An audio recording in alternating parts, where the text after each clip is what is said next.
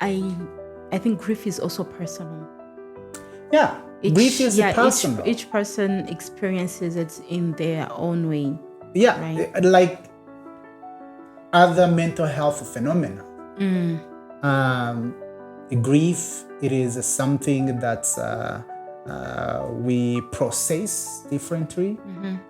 And that's the way we process them may depend on our backgrounds, our childhood experiences, how processing emotions and vulnerabilities were accepted in our homes or not, or in our classrooms, or in our cultures. It may influence how things are going to look like.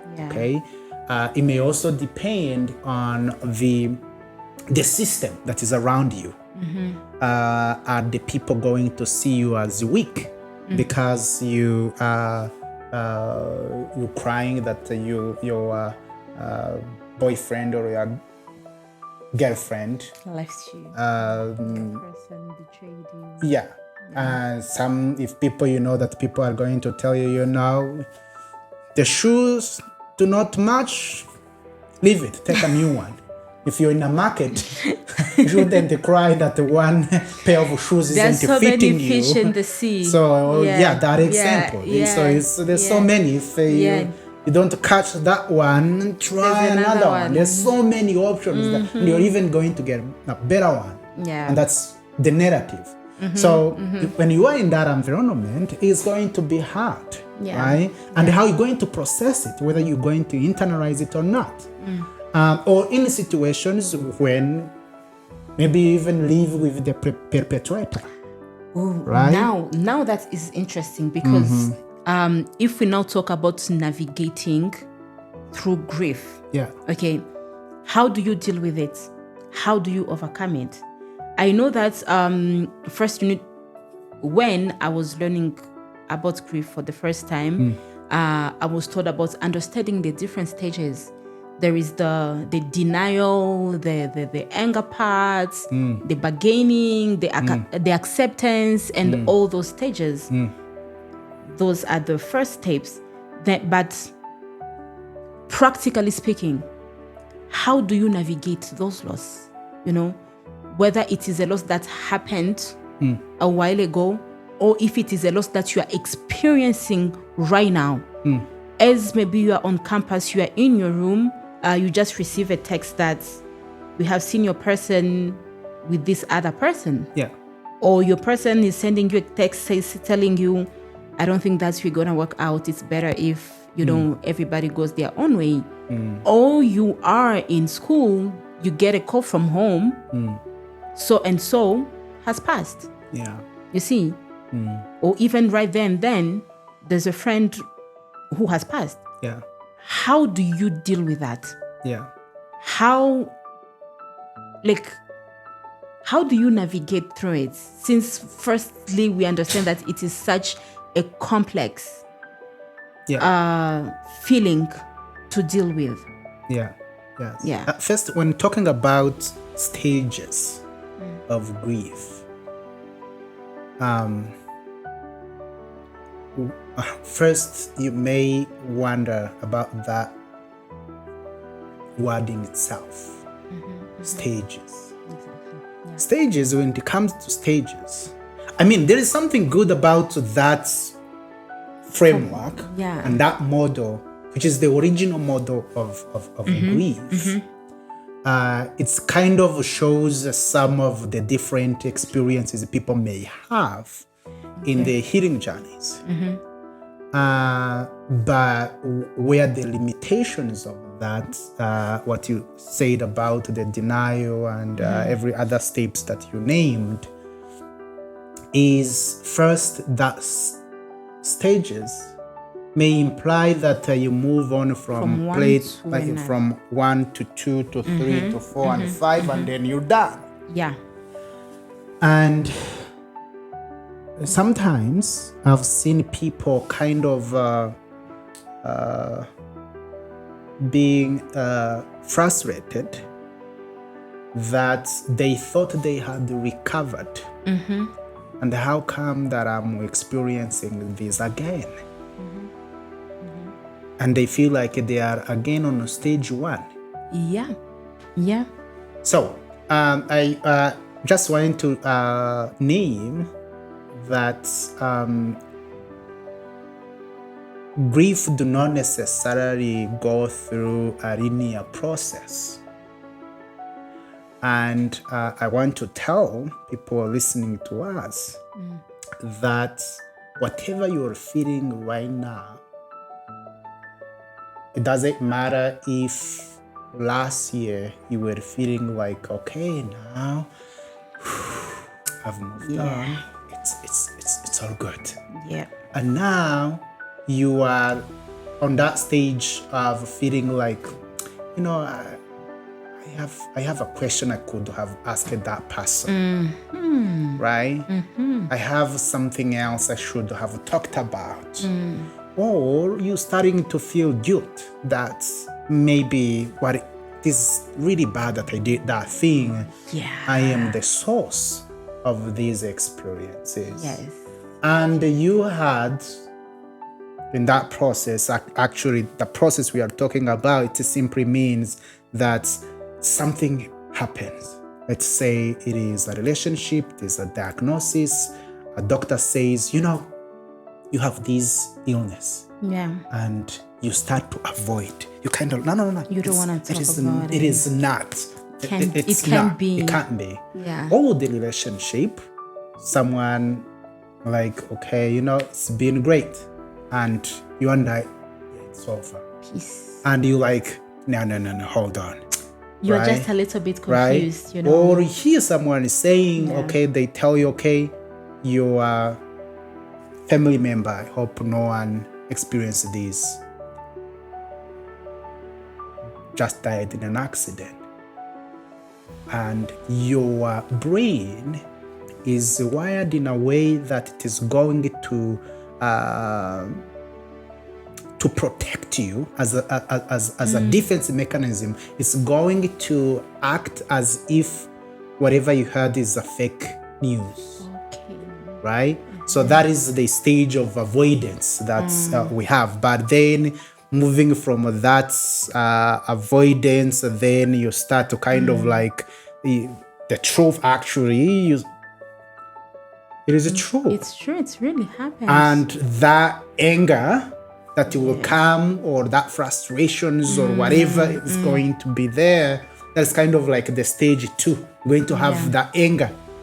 But maybe in a stage 3, you're going to kind of, they call it in that mode of like bargaining, which kind of means you are going to, maybe it was a relationship and the person told you like, okay, it's over. At the first time you were like, nah, you're joking. It's not. And then on the stage 2, which is anger, it start to be either angry against yourself or them for doing that. And then on the stage 3, you like, maybe if I tell him or her this, can we have a space to talk? Can we talk about this? Can we talk about it? Is there anything that can we can process do differently? Right? And but then maybe you realize that again it is over. There's nothing you can do about it. The loss is there. And then you start kind of that deep depression. And hopefully if things goes well and the grief isn't complicated,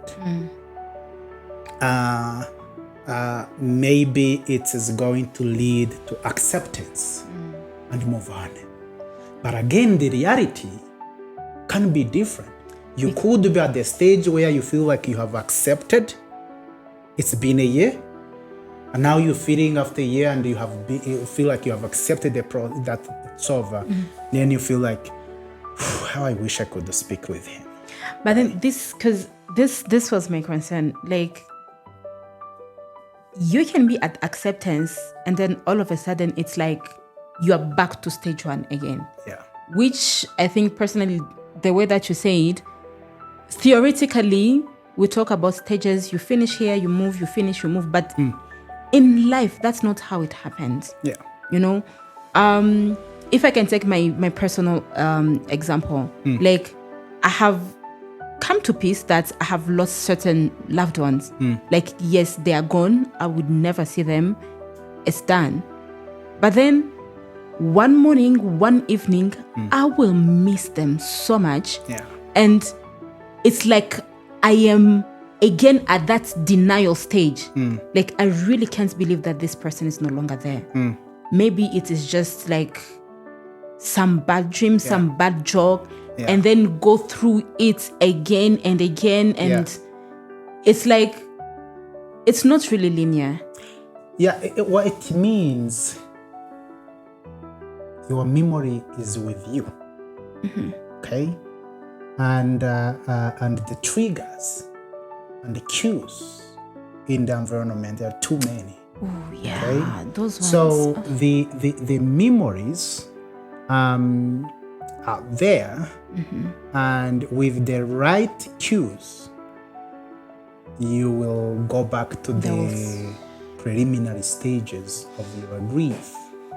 So it is in that process, it's about recognizing, even when it's starting to think of how do you process, how do you deal with those experiences. So how do you do practically? How do you navigate those kind of losses? I will start with, in terms of how you process those losses, I will start,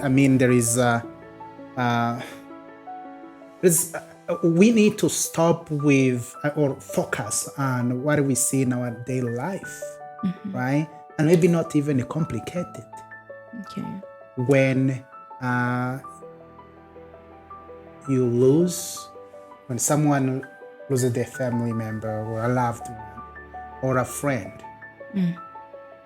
maybe from your own community, from your own culture, when they lose someone, what do? We have the funeral. Okay, for instance, someone has passed.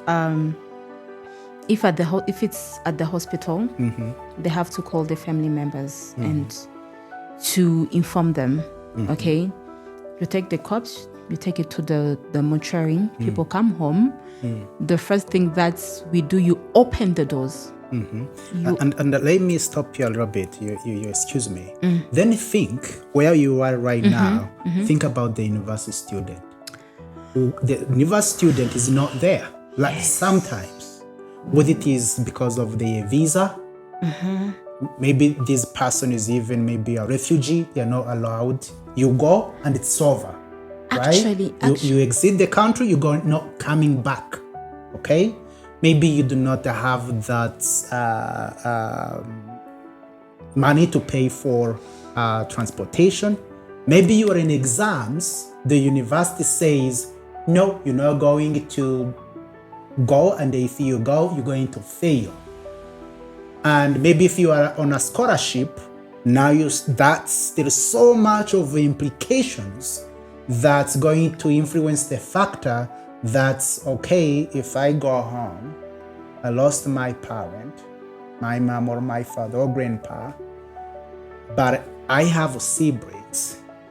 And for me to maintain this scholarship, I need this, is it GPA? The GPA. These grades, right? If I go and I lose and I don't succeed at this level, I do also know that I have responsibility to my siblings, and they will depend on me succeeding in this. So with what you were saying, that ceremony, the student maybe is not going to be part of it. Actually, right? Let me disclose something personally. During COVID, I was in my junior year in uni, and my sister passed away. This is someone that I had spoken to 4 days ago. It was her birthday. We talked, and then hey, happy birthday, you're getting old, when am I getting my gifts and stuff? I cannot travel. When I come home, I'll bring you something. I was studying in Nairobi. I am from Congo, in Goma. So I wake up in the morning and I receive a text from one of my nephews. They're like, hey, so passed away. Yeah. I'm like, sorry. Are you kidding? I call them, hi. Okay, what happened? Was she sick? No. Like, and remember, this is during COVID. Yeah. We were restricted to travel, right? Because one thing that was nice about my program, for cases, emergencies like that, I could travel home anytime. I could even take a semester break. First, we're dealing with the isolation of COVID. You cannot have people around. You cannot move as you want. Now a loved one has passed on. Yes. I couldn't travel home, even if I wanted to, even if the resources were there. I couldn't. And I couldn't even say, okay, let's gather. Let me go to church. And maybe, because that is something that we do. Let me go to church and pray for the soul of my sister who has passed away. It was tough. I had to bargain with the owner of the house to just let in a few of my friends who were coming to just, spend time with me. And I think I didn't really grieve properly until I got home. And that was like a year later. That's when I had to go home and then go through everything again. Where was she buried? Delayed the grief. And ask again, really, what happened? Because it was like, I didn't understand. And mind you, the way that you said, your family members are not going to disclose everything to you because they do not want to worry you. So they were hiding certain things that they knew maybe they could upset me or they could put me in a certain position where I was not going to focus on my academics. Now, that was tough. So now you that's kind of like when one has the time to process. Maybe when your sister, and I'm sorry to hear about that, when your sister was sick, they couldn't reveal a lot about her situation. So for you, if you knew what was happening, the reality of what was happening, you could have had a chance to process, to see that coming. And then when you have that, you see that coming, that's what's considered kind of a normal grief, or anticipated. And then you could see then the delayed grief, because kind of like there's something you start to internalize, and later on you experience it. But you also named the church. It's also a space. But you also named the people coming to your space as a student. But also you had to kind of like ask the owner of the building, the landlord, if they could allow you to bring students in. Your friends in. At home, you did not have to ask permission. So as someone who is grieving, you're not supposed to ask permission to bring people in. So it is hard to grieve within an academic setting. And at the same time, I had to turn in my papers. I had to attend class. Yes, they were online, but still I had to attend class. I had to turn in my papers. I had to do my exams, going through all that. So as we talk about then the process again of recovery, we want to acknowledge that it's hard for a student. And again, what you named, one I will start with the social support. What you said, having people come be next to you. Those people, those friends who will allow you to cry and be messy as it is, without kind of having some kind of types of emotional masks, barriers and right? stuff, Kind of like pretending that I've moved on or it didn't impact me much. Having those friends, having the teachers understand you, having the school system, the social support is probably the most important source of care to someone who is grieving. And when talking about that social support, it's also, again, when you go to a university and it is a multicultural setting, it's important that the students, your friends, understand your culture. Where you come because from. It's from your culture, the way you express your feelings are usually or naturally influenced by your cultural backgrounds. And how do they get curious to know how we support this person in however they are processing the emotions and whatever it is that you whatever the rituals they use from your culture. Again, your culture, while it may stop you from being also open, it also is kind of, your culture is like a bank of resources for you to use to cope. So it's important for people even to call someone at home and ask, because for you, it is not the best time if you're grieving. It's not the best time to ask like how we can help you. If you're lucky and the person is in a position to tell you how you can support, that's good. But many times if the person will tell you, okay, leave me alone. Exactly.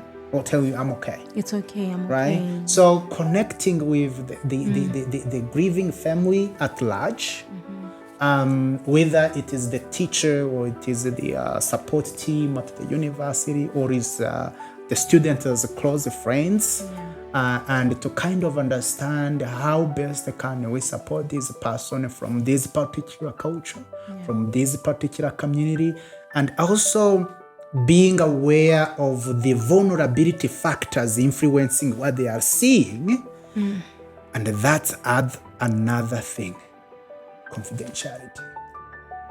Because it is from that engagement, when you connect with someone who is at the lowest level, who is from their understanding is messy, right? In those situations, there's so much things that are going to be shared. Some of protected information from a person and the family. They're sharing with you with no filters. Yes, no filters. No filters. It will be oversharing or sharing something, and then after a while they regret that information now is a public information. So for that social support to be successful, confidentiality needs to be the center of whatever you're trying to do. Okay? And again, with that support, different things, including practical support. Maybe the student, your friend, who is grieving, is not eating. Right? So sometimes we think of like kind of like say, okay, don't worry, you'll be okay. Yeah, that's good. But those looking at the needs of this person from a holistic view, are you eating? And you don't have to ask. Be there, right? Observe. And if you are to cook for them, if you are to bring food from the restaurant that you use, if you need to order food, you do it. If you need to do laundry for them, help. Because that is not the best time for them to do that. Reminding them or getting the water to the washroom, kind of like, hey, would you take a shower? So, and so kind of also trying to, if you are a friend with that person, you will likely have an idea of what usually helps them. And that is the time to try those things that you usually know that are not much about fun. You're not going to tell them, let us go to a club. Yeah. Right? But those things, maybe this person likes walking. And that is very, very important. Having that person walk with you. Kind of like making sure that they are not confined in a room, that they are, because when they are confined in the room, they are living in memory. They are only kind of ruminating. The thoughts kind of like around the loss. It's what they are experiencing. And when that is happening, the stress hormones are pouring, right? So having some positive distractions, especially based on those things that they usually enjoy in their lives, it's a very, very important. So what I'm getting mostly is from how do you support someone when they're grieving? The psychosocial part is very important, and it comes with a lot of components. Understanding where they're coming from, how certain things are perceived, certain ritual, how they express themselves, confidentiality being key. And also, if I am to add, I'll say for the person who is grieving, being in that position of accepting help. Of accepting that right now I'm in a vulnerable position and I might need someone to push me, someone to be there for me. It is really important because just like you said, you ask, what do you need? I don't need anything. We tend to push people away because you don't want them to see your vulnerabilities. So for anyone who might be going through grief right now, you have one or two people that you can trust, that you can rely on. Do not hesitate to do that. Rely on them. And accept the help that they're offering. But also another thing that I'll add is, if you need to take a break, take it. Do it. When it becomes too much, take a break. I did that. After my sister passed and everything and COVID, it just became too much that I saw myself heading towards depression. And I was like, you know what? I'm taking a semester break. As soon as they lifted the whole traveling limitations, I was like, I'm taking a semester break. And I am going home. I'm not just going home for the break. The whole upcoming semester, I am not in class. I want to connect. Sometimes we want to keep pushing. We want to keep pushing because I want to get to the finishing line. And then you burn yourself out. And then you cause yourself more damages even. So just being in the moment is really important. Yeah. So thank you.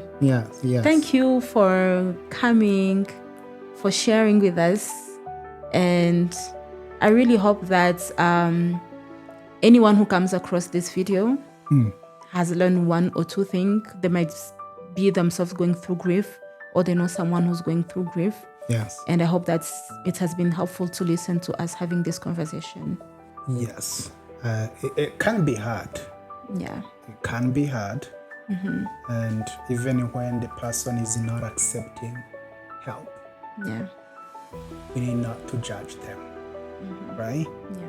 And for someone supporting someone grieving, one of the things that you need to do is to be patient and persistent, and be curious of what else can I try. If what I tried to help with, to support them with, it wasn't accepted, how else can I help this person?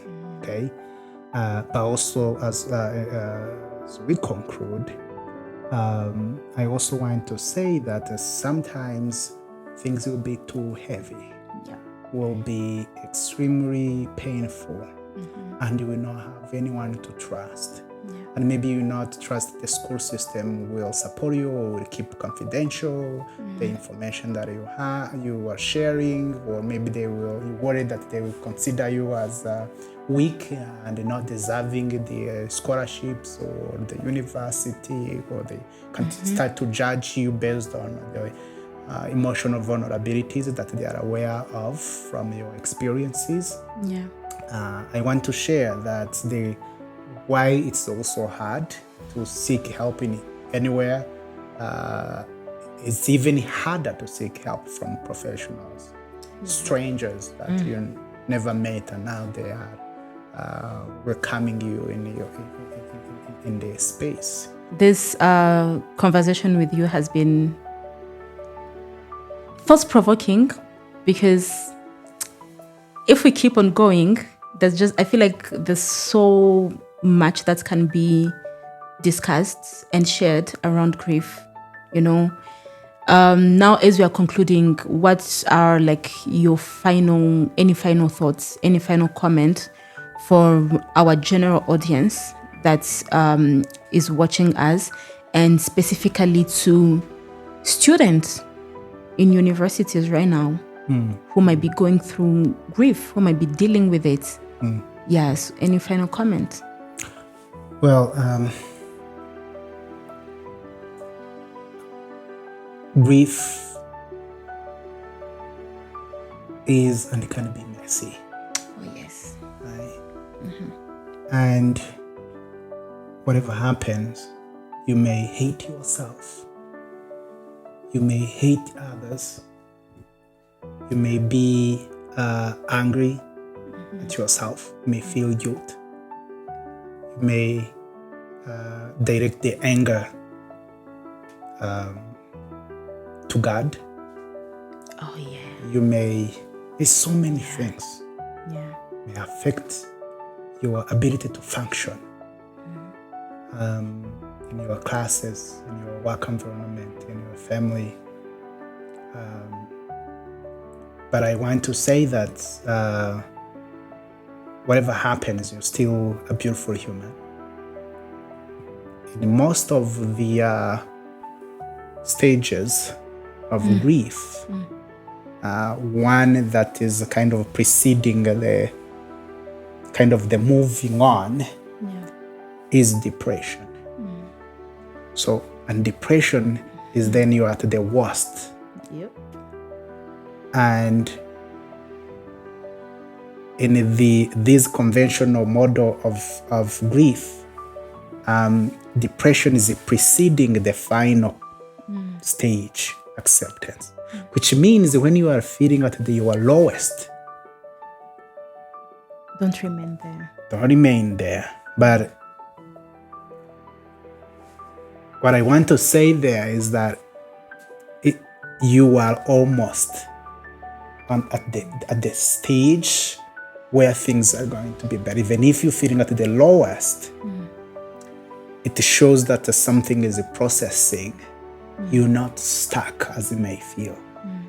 And maybe that level of depression may lie to you that you are going to suffer forever, and that you are not going to finish your studies, that you may risk losing your scholarship, that because you are weak, no one is going to employ you. There's so much of these ruminations, those thoughts that are coming, and the self-criticism they make can be heavy. So I want to say that those happens if you think that it is just you going through that. No. It's a phenomenon that happens to so many people who are grieving. And seek help from the people who your friends, especially those close friends you had prior to these unfortunate experiences. Try your best to continue connecting with them, even if it is not easy, even if you don't believe they will be helpful. Don't give up on them. Don't abandon yourself. And also, when you're ready, seek help from the professionals at your university. They will help you understand what you're going through, but also will work with you to find a way to process these complicated situations. You will be able to move on. Thank you so much. Thank you so much for that. To add on it, I'll just remember to be kind to yourself. Yes. Be very kind to yourself, very gentle and patient. Because yes, it can be really, really messy. Yes. So, yeah. Thank you so much. You're welcome. Thank you. Gracing us with your presence. That's my pleasure. And your knowledge and your wisdom. So, do not forget to like, comment, share, subscribe to our Live Out Your Potential podcast. Thank you.